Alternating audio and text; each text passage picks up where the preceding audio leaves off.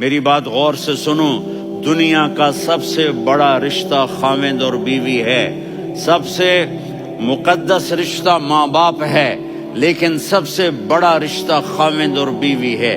جب یہ ٹوٹ جاتا ہے تو پوری نسل برباد ہو جاتی ہے۔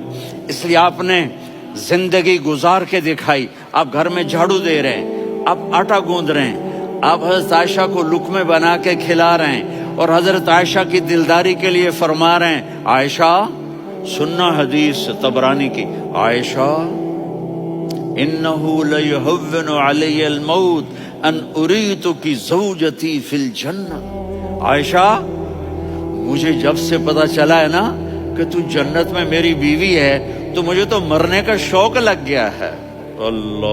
اللہ کی قسم ہمیں سکھانے کے لیے تھا۔ جس نے اللہ کو دیکھ لیا ہو اسے عورت کی کیا خواہش رہ جاتی ہے۔ یہ ہمیں سکھانے کے لیے تھا کہ سب سے زیادہ عزت بیوی اپنے خاوند کو دے، خاوند اپنی بیوی کو دے۔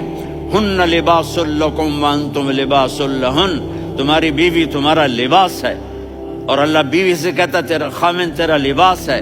آپ نے 11 گھروں کو کس طرح آباد کیا، کس محبت سے کیا کہ 2 مہینے چولہا نہیں جلتا اور کسی کی زبان پر شکایت نہیں۔ یہ حسن سلوک، یہ محبت۔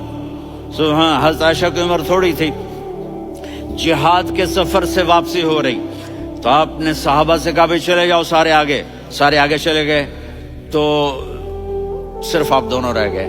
تو آپ نے کہا عائشہ دوڑ لگائیں، سبحان اللہ۔ حضرت اما عائشہ نے نہیں کہا، میرے نے کہا عائشہ دوڑ لگائیں، کہا لگائیں، تو کہنے لگے ہمیں دوڑ لگائی، تو کہنے لگے میں آگے نکل گئی آپ پیچھے رہ گئے۔ چند سال گزرے تو پھر ہم جہاد کے سفر سے آ رہے تھے تو آپ نے کہا صحابہ سے جاؤ بھی چلے جاؤ آگے آگے آگے آگے، وہ غائب ہو گئے۔ پھر آپ نے کہا عائشہ دوڑ لگائیں، تو میں نے کہا جی لگائیں۔